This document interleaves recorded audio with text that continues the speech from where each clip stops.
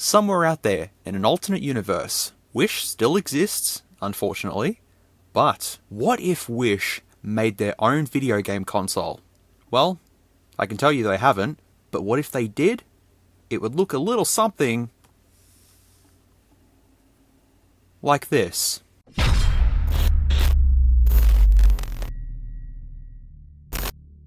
Greetings everyone, and welcome back to another video. This one wasn't really planned. This one was just a spur-of-the-moment thing. I was just going through some boxes of miscellaneous electronics, and I came across my one that has a whole bunch of fake consoles in it. And I found the one that we're going to be having a look at today, and noticed that it has Wish plastered on it. And I went, God, wouldn't it be funny if Wish actually did make a handheld gaming console? This is exactly what it would look like, because it's so janky and horrible. And yeah, so I powered it up, and it all still works and everything, and that's what we're going to be having a look at today. The Wish game, PvP 64-bit.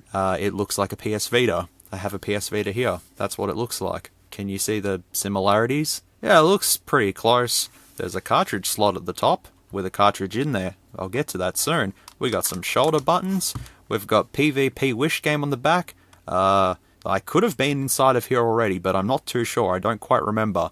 But, like, can you see the similarities? It's pretty close. They've got it right down to the absolute nothing. But regardless though, it's the PvP Wish game. You could probably find this on Wish, most likely, as well as AliExpress, GearBest, maybe DHgate, all those usual marketplaces will have this for probably 10 to 15 bucks. I think I bought this from my local flea market for like 5 bucks or something years and years ago, and it's just been sitting in a box ever since. But let's go over this Wish game. We've got a D-pad which feels mushy. We have buttons which have triangle, square, cross, and circle on them, which also feel mushy. We also actually have analog sticks. Now these work tremendously well, absolutely fantastic. They're fucking horrible. Reset, select, start, and as I said, the cartridge, which we'll just pull out and have a look. As you can see, we have 999,991, and it's the PvP minigame with a dragon blowing fire on something or someone, but yep, that's it. Cartridge slot in there. Our shoulder buttons, which are clicky. We have a mini USB port for charging, a volume switch, the on and off switch, and a 2.5mm jack to connect it up to your TV if you wanted to. Either I've been inside of this or someone else has, but there's a bit of speaker wire hanging out there. That's okay, that's fine. Now I'll take the screen protector off so we can get a nice... I'll do that again. So we can get a nice look at the screen that's on this. Honestly, I probably should have left it on because there's this massive scratch that's going on. It's okay, that's fine. Before we boot it up though, I'll just take the back cover off so you can have a look at the battery in this. This is the official Wish game battery. It's a lithium-ion battery rated at 800 mAh. And if we take a closer look, we can see that it says it's a digital pocket system, rechargeable battery, 5.2 volts, made in China. Of course it is. So we have our battery, which is not a standard Nokia one. It's slightly different. So we can just chuck that in there, whichever way it goes. See, Wish game, all official, you know. So the question is, what happens if we boot this up without the cartridge?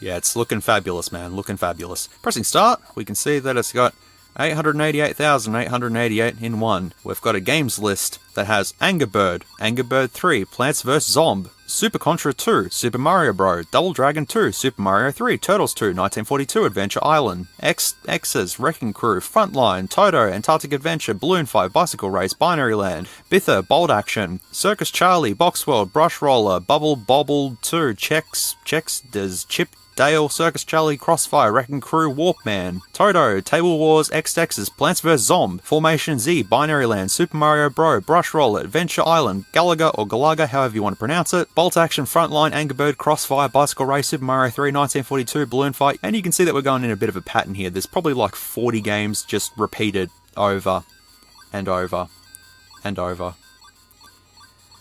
We're going to be here for a while. So you know what? That's fine. We'll just come straight back to the start. And if we come to the 888,888th game, it's Adventure Island. So there you go. But if we come to the first game, which I'll tell you now, the D-pad is horrible. It's just... It's well built. It's a really well built gaming console. So if we play Angry Bird, This is Angry Birds in Famicom format. I think I've showed this on the channel before in another video. I don't remember which one though, but yeah, it's Angry Birds NES edition. Yep.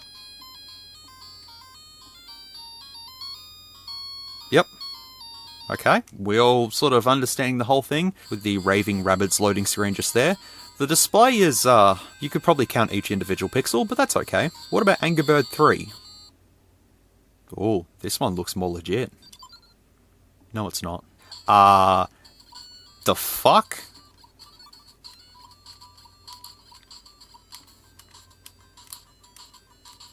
You can make him dance. Basically, you've only got two buttons, A and B. But that's A and B Turbo. And the shoulder buttons are A and B as well. But, how do you... I have a feeling I've broken it.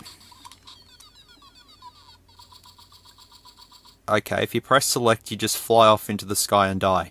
Okay, that makes sense. What about Plants vs Zombies? Obviously I'm not going to play every single game, but I'll just play a couple of them, just so you get a rough idea of... oh god.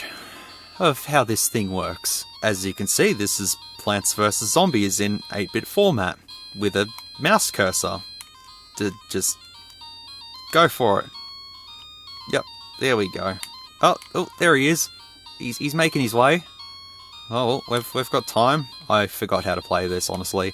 And the music's driving me sort of insane. Okay, that's all good. Alright, cool. Well, let's go and play, what's next? Super Mario Brothers? No, Super Contra 2. Okay, so a game that heavily relies on using the D-pad. So we'll go ahead, start this up. Alright, there we go. We're dropping off a helicopter. There we go. There we go. Alright, so yeah, the analog stick works. I'll just use the shoulder buttons to shoot. There we go.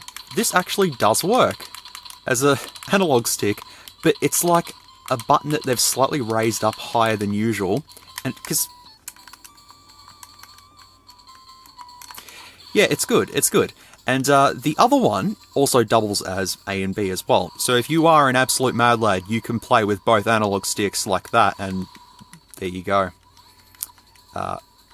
Good luck, though. Good luck. The Super Mario Brothers, the classic game that runs on every Famicom console that's ever made. How does it run? Pretty good.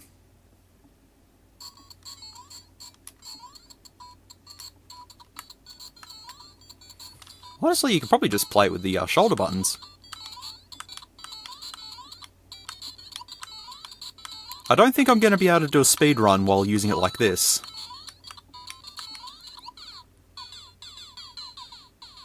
But it runs fairly well. Just says RS there, not Mario. I just want to show you what it says when you lose all your lives. There's MN at the top as well. And RS and TI. It's all good. This is what game over shows.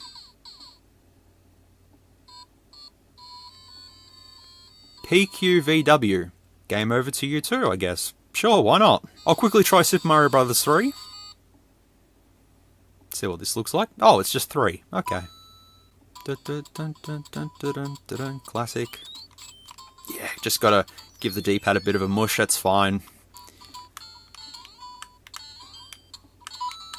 Yeah, this runs fairly well. I mean, if you're just sort of on the go and you want to play Super Mario Bros. 3 or something like that, this will be absolutely fine. But look, the rest of the games on here are just fairly basic NES games, all the usual stuff that you'd expect to see on here. The only ones that are sort of original per se are the Angry Birds ones and the Plants vs Zombie one. But the rest of them, as I said, they just repeat over and over again. After about 40 games, they just repeat over and over and over and over and over to give you the illusion that you have 888,888 in one. But what if you put the cartridge in? What happens? Fantastic question. What happens? Put the cartridge in, and you have exactly the same games. Nothing has changed. This is because this cartridge is not just a cartridge. This doesn't contain any games or anything like that. No. So basically, it shorts the contacts that are in the cartridge slot to then tell the console what games to play. There is a date code on there that says 2014 as well, but I'll pull this out just so you can see. There you go, that's all it is. Nothing special. But these contacts are supposed to rest against the pins that are inside the cartridge port, so they give you an illusion that this cartridge actually is a full-on working cartridge. But there's actually no pins in the cartridge slot at all. There's nothing in there. I'll show you when we get to the teardown. So this serves absolutely no purpose. Or does it? It actually does. So if you look in the cartridge slot, you can see just on the left and the right side of the cartridge slot, there's like two little sort of, there you go, two little areas just there. Turns out that there's buttons there. So if you stick the cartridge just halfway in, like so, and then boot it up, you can see that now we're pushing down a button, it's just a white screen, nothing else. But, what if we were to do it on the other side? We now get a completely different menu. There's kind of a problem though.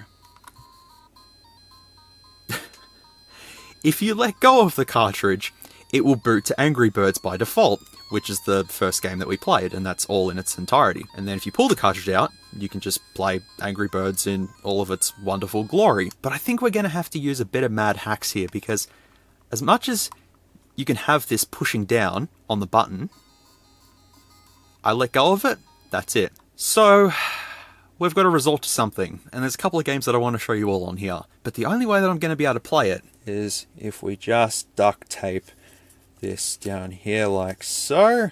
Perfect. Now we just sort of grab that like that. Perfect. Okay, that should work now. Beautiful.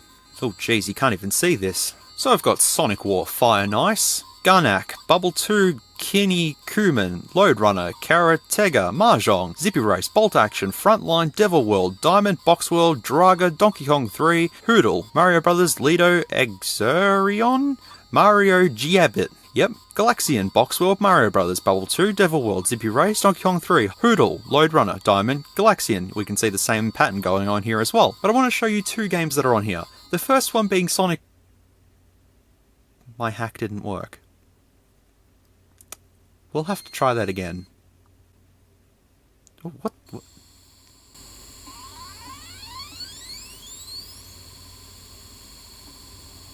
I think it's possessed.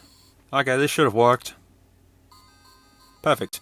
Okay, so let's play Sonic War.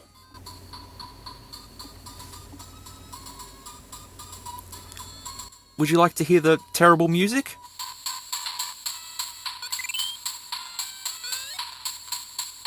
Sounds certainly like Sonic, but no, this is a full-blown Sonic adventure. Famiclone edition. Yep.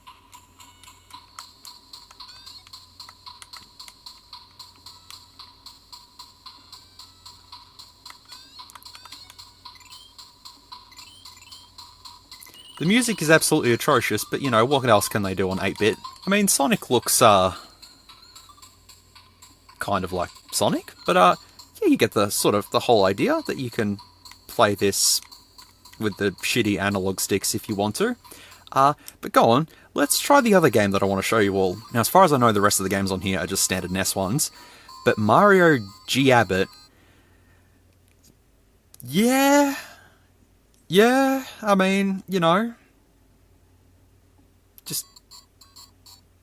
There you go. So the only explanation that I have for this game is that it's Super Mario Brothers, but they've hacked the enemies to be bouncing rabbits. You collect stars instead of coins.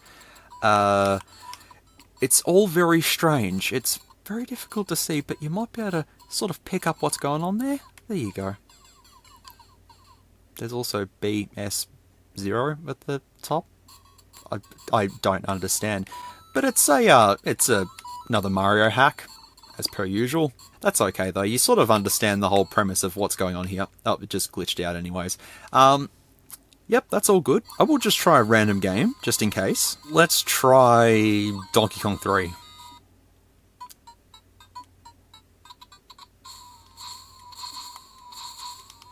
It all works, I mean there's nothing wrong with it, but I'm fairly sure, as I said, the rest of the NES games on here are just all standard ones. There's nothing special about them, but you have a Sonic one and a Mario hack that in order to play, you need to use a bit of duct tape and some ingenuity, I suppose, to get it working. And thus, you can do that. If we just take that off, we're back to that again. Sorry for this random jump cut, but I've already filmed the review, I've already tore it down, I've already done everything to it, but I forgot to show one button combination, that if you hold both buttons down, you get a brand new menu. I think the battery's about dead. There we go. But most of these games are already featured. And if you let go, it just goes to Bomberman. So if we use the same duct tape hack, like so, we should be able to show, there we go. What I was about to say was all of these are pretty much featured on the other menus, but there's Spider-Man, which I think is legit Spider-Man? It is. Well. Oh, there we go. Nope, never mind. Look at me go.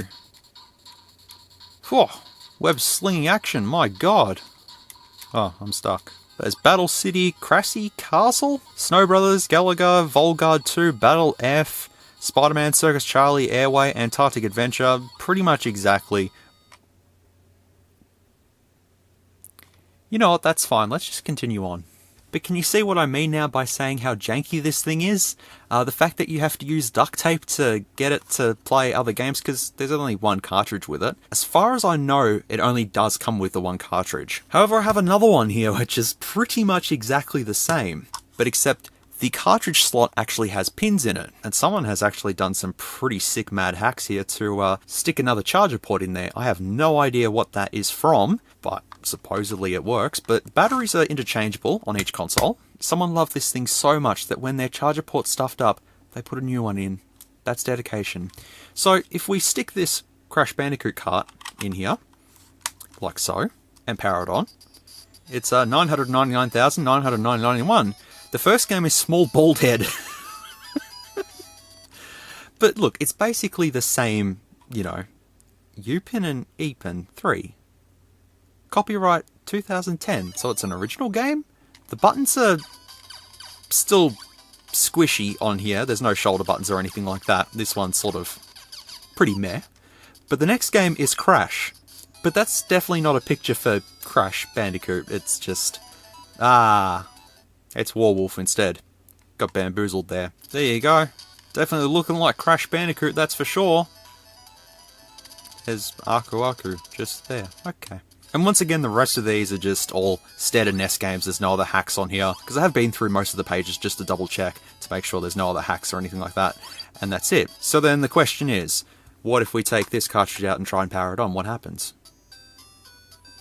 Not only does the screen start glitching up, but we have Super Contra 2, Adventure Island, Super Mario Bros., 1942, Antarctic Adventure, Battle City, F1 Race, Slalom, Bomberman, Galaga. So these are all just sort of the standard NES games, which I'm not going to go through every single one of them, obviously, but Super Mario Bros. Is on here, and I'm pretty sure it will start repeating right about there, yeah. And then what if we get the cartridge from the other one and put that into here? The result is... nothing. Because there's actually pins in this one, it's detecting something, whereas this one is just two little buttons that are on either side of the cartridge port, whereas that one actually has... you might be able to see the shininess of the pins just there. So this actually does require the cartridge to go in there. Does that all make sense? It probably doesn't make sense. I'm pretty sure the Retro Future has already covered consoles like this before, and his explanation of this console is probably done in about 10 minutes or so. Mine goes for half an hour. But let's go ahead and take apart the Wish game, just to see what's inside of it, just to have a look at the marvellous engineering that goes into one of these units. Unfortunately, none of my screwdrivers actually fit in this thing, so I have to use a flathead to take the whole thing apart. That's alright, that'll do. And this all just comes out like so. There we go. And here we have the PCB in all of its glory. We've got all the ports, the buttons, and the actual cartridge port, which you can now see both those buttons just in there. So each of those gets pushed down, and that's how they trigger a game, because there's actual switches just there. Okay, and this should all just lift off like so. Yep, there we go. We've got our LCD screen just sitting there. That's fine. Got our epoxy blob. We've got a chip there which has some writing on it. If anyone wants to tell me what that says, feel free, if you can even see it. There you go. But you can see that the D-pad is just exactly the same buttons. That's it there. So it's basically a D-pad with an analog nub just stuck on top of it. There you go. That's how it works. It is good to know that if you do happen to break your LCD, you can replace it. It's probably a Nokia screen, I'd say, most likely. And taking the little cartridge port off, you can see it's just a bit of plastic, and there's the two buttons there. If we put the PCB back in like so, I may have lost a bunch of screws in the process, but that's okay. It should go back together. Okay, with it all back together. Perfect. Does the sound still work? That it does. But now I've got access to 2 buttons, so now without the cartridge slot being there, the button can be pushed down a lot easier. There we go. I mean, it really... You know what, nothing worked, it's okay. For the whole fun of it, I'll just take this one apart to see what's inside of it. There we go. And that's what the inside of this one looks like. We can actually see the cartridge port in all of its detail. But if we take apart this cartridge, what's inside of this one? We can see that there's actually a chip soldered onto this one, which is why this one boots up into a different game, as opposed to that one, which is just buttons. So I think my long-winded explanation kind of makes sense now, I guess. Lifting up the PCB in this one, we can see the LCD screen is exactly the same. Actually slightly different because there's another circuit board that's soldered onto this PCB that has the connector on it. But it's the same screen, I'd assume anyways. But yeah, there's the pins there, and yeah, someone actually done a fairly good job in putting a new charger port in. Well done to whoever that was. Certainly not me, because I can't solder. Does it still work? Nice. I think I fixed the screen issues. I did. Cool. And does the cartridge still work?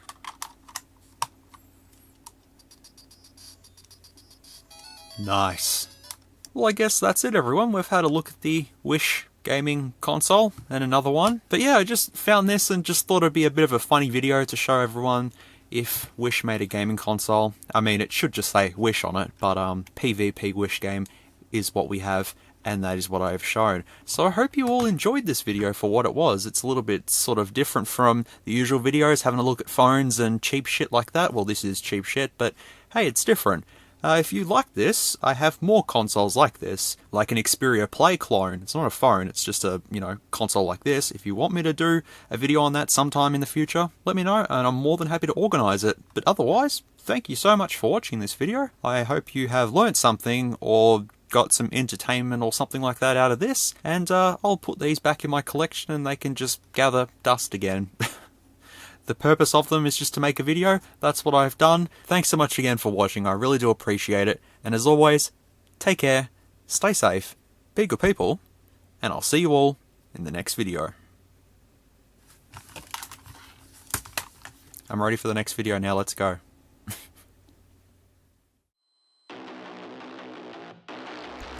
If you like this content, feel free to leave a like or a dislike if you didn't. Thanks heaps for watching, and I'll catch you all in the next video.